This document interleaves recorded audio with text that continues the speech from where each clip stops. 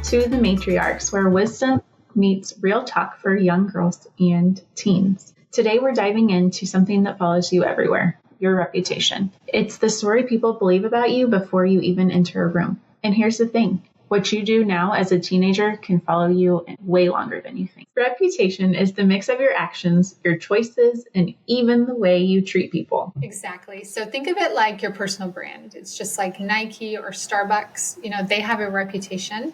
Well, you do too. So this includes behaviors at school, on social media, in friendships, and even activities. And it forms whether you want it to or not. If you're always late, then you're going to be labeled as unreliable. If you're kind, people will remember you for that too. Exactly. And, here's the truth. So teachers, coaches, future bosses, they're all watching, not in any sort of like creepy way, but in a way that helps them figure out, if they can trust you. Yes. And if a coach sees you slacking at practice, then they may not put you in for the big game, even if you are extremely good. Right. And, if a teacher sees you constantly making excuses, they may not write that glowing recommendation letter for you.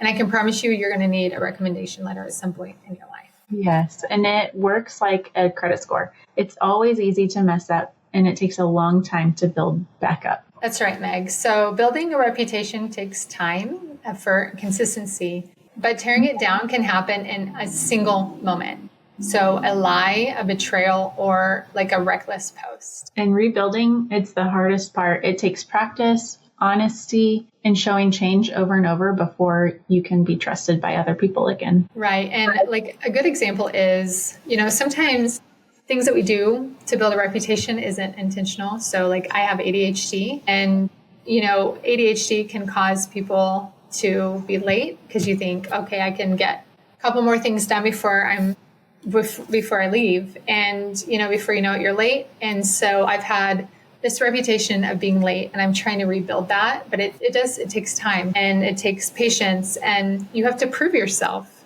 so it just, confirms that it does take so much longer to rebuild your reputation than it does to tear it down. Social media is like permanent ink. It's not a pencil that can be erased. So screenshots, gossip, memories, they don't just disappear. Even if you delete a post, someone might still have saved it. So your reputation is like a shadow. It's always walking with you. And guess what? As we mentioned earlier, colleges, coaches, and employers, they can check that stuff. And they do check that stuff. The good news is that you have control over your reputation and building it up.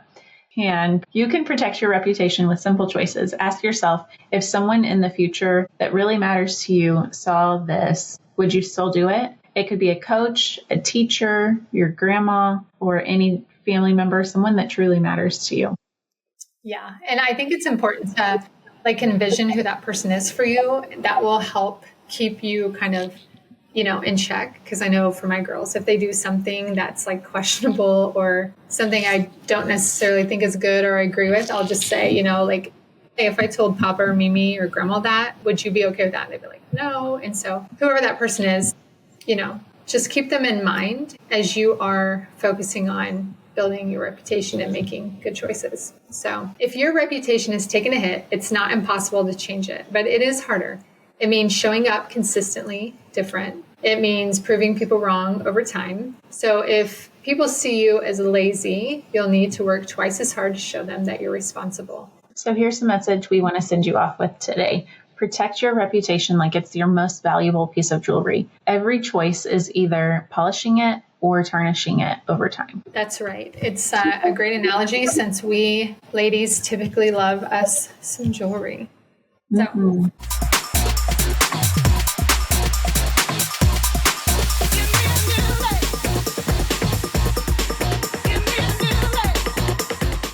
Okay, we have not had our fun portion of our episode lately, so we're gonna get that started back up. And today we're just going to have some random conversations about trends that are big right now for teen girls and young women. And the first one is, and I'm so curious if you all have heard of this or if you're involved in it or if you have your own character, but it's the Italian brain rot character. So I know Meg, I had to tell her what this was. I didn't know either. It's basically a delightfully absurd trend known as Italian brain rot. and it's captivating teens and young adults. So it features like surreal AI generated characters paired with mock Italian narration. These quirky videos have spurred massive engagement on platforms like TikTok, Roblox, and they're inspiring everything from memes to toys and even live performances. Meg and I had to look this up because we were not familiar. And Meg, what are your thoughts?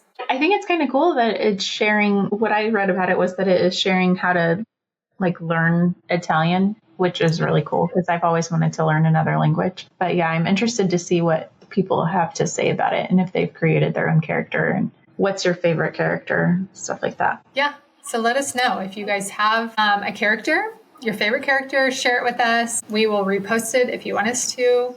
We're open to your thoughts on this Italian brain rot trend. Yeah. And then the next thing we wanted to bring up was it's starting to be fall. And so we are inserting all things pumpkin spice and all kinds of other fun fall favorites. What's your favorite fall to enjoy? There's several, but my favorite by far is this tradition I have of like just as soon as things start to feel like super fall for me, I will put on in the background, whether I'm working, cooking, cleaning the house or just hanging out, the movie You've Got Mail. And it's just like that. I don't know. It's just like the kickoff to fall for me. And I love the movie. And I found out recently there are watch parties in the fall for that movie. Yeah.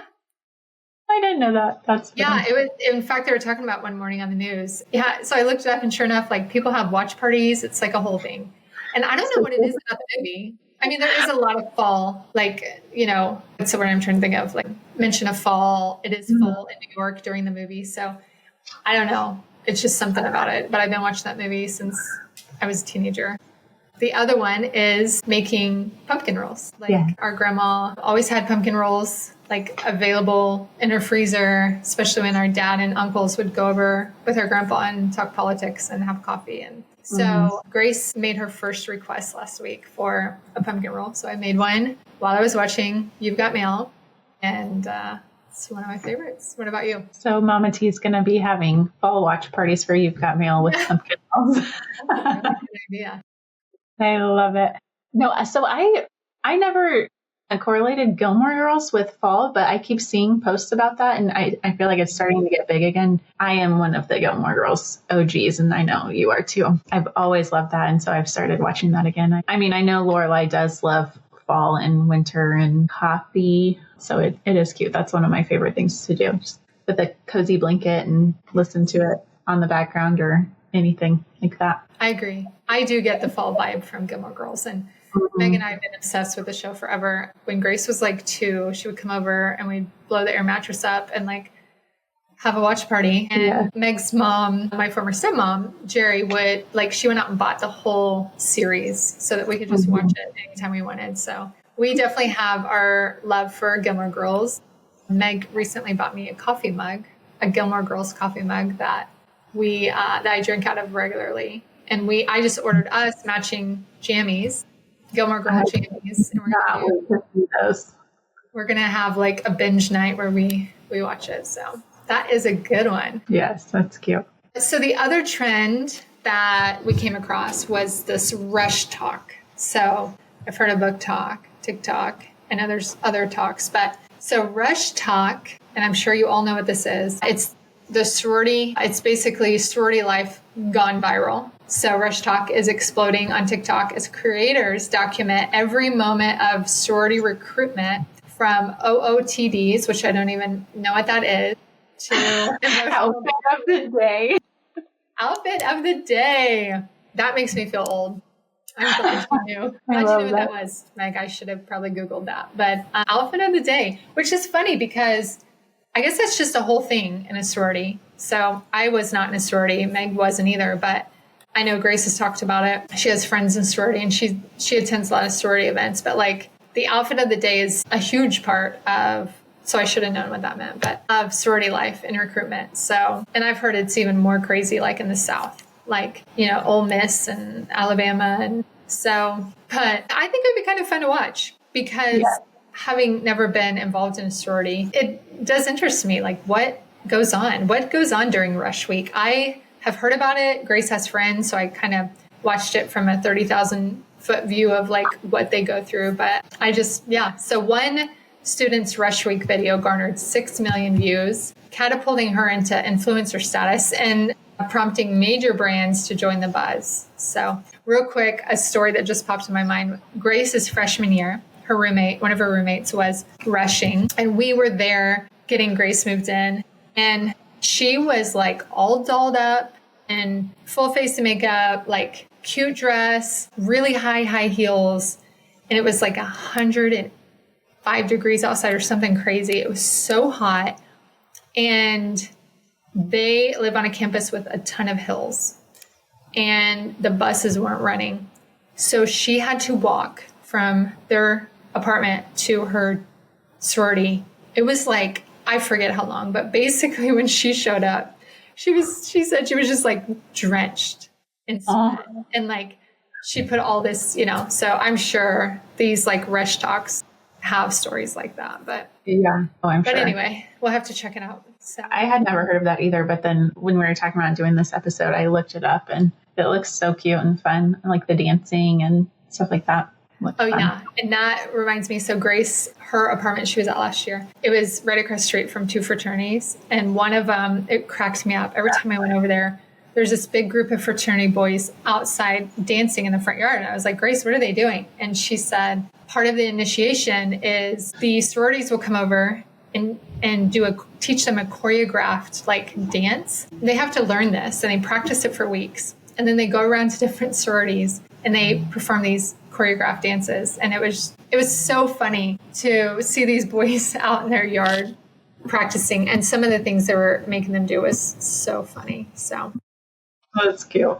Yeah, it was really cute. I'll have to try to like find some videos. I'm sure they have them out there somewhere. But I'm sure. Speaking of college, so just one little piece of advice for college freshmen. I am on a parent page for Grace's college, and there's a ton of posts about like college freshmen, feeling lonely and homesick and just trying to find ways to plug in. And I know Meg and I both hate the idea of anyone being lonely. So we just really encourage you to put yourself out there, even if you're an introvert, even if it's so hard, because it can be a game changer. It can change like the whole college experience for you. And there's so many clubs you can check out. There are clubs for people who are having a hard time plugging in. There are clubs like Grace started a club where they make cute little cards and send them off to kids that are in hospitals. And it's just an opportunity for boys and girls to get together. And the club that Grace has is boys and girls, and they all show up, and there's like, they sit around tables, they socialize, they have snacks, they, meet each other. And then they make these really super fun cards for kids that are battling. And so we just encourage you to get plugged in. There are so many clubs that you can look into. I promise you it'll pay off. So that's just a little piece of advice for all of our college freshmen that are tuning in.